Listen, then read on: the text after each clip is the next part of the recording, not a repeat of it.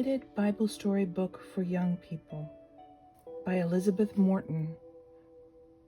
Printed in the U.S.A., copyright 1927, published by the John C. Winston Company, Chicago, Philadelphia, Toronto. Includes 20 colored illustrations.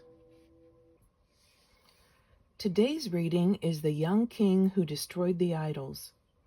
Many, many years had passed since the temple of the Lord had been repaired, and during those years it had been neglected and mistreated, for one of the wicked kings that ruled the land had even set up altars to Baal in it. Now the good King Josiah was on the throne. He was different from his father and grandfather, for they had worshipped idols. But Josiah tried to do right and to serve the true God. So he ordered the people to make God's house ready for the right kind of worship. Even Josiah himself went into the temple and tore down the idols to Baal and other false gods. He ordered the heathen altars to be taken out from the temple courts and burned. While the men of King Josiah were cleaning out the temple, they found hidden beneath a pile of rubbish a book written upon parchment or skins. It was the book of the law in which Moses years and years before had written the words of the law that God had given the Israelites. You remember that Moses had said that the book should be read aloud every 7 years? But there had been so many kings and so much wickedness in the kingdom that no one ever thought of the book of the law. It had been lost and entirely forgotten. When Josiah heard that it was the book of the law, he asked his servant to read it to him and to all the people. Shaphan, the servant, read about the promise of God to bless all those who tried to do right and who served him faithfully.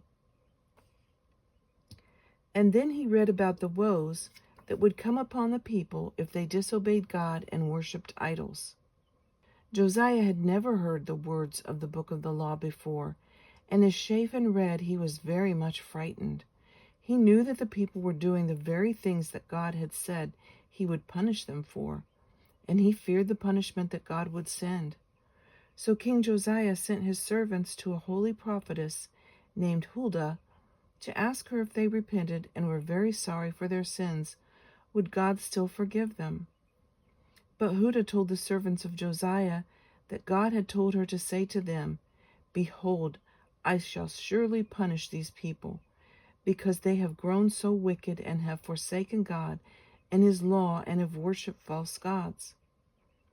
But because King Josiah loves God and has been so sorry for the sins of his people and has done God's will, he shall not see the punishments that are going to come on his people, but he shall go down to his grave before they come. When King Josiah heard this, he called for a great meeting of all the princes and people in the temple. And when the people assembled, he stood by a pillar and read to them out of the book that had been found. Then he promised God to serve him and to do his will, and he commanded his people to keep the law with all their hearts. And they obeyed their king while he lived. After years of goodness, Josiah was killed in battle, and all the land mourned over him because he had ruled so wisely and so well.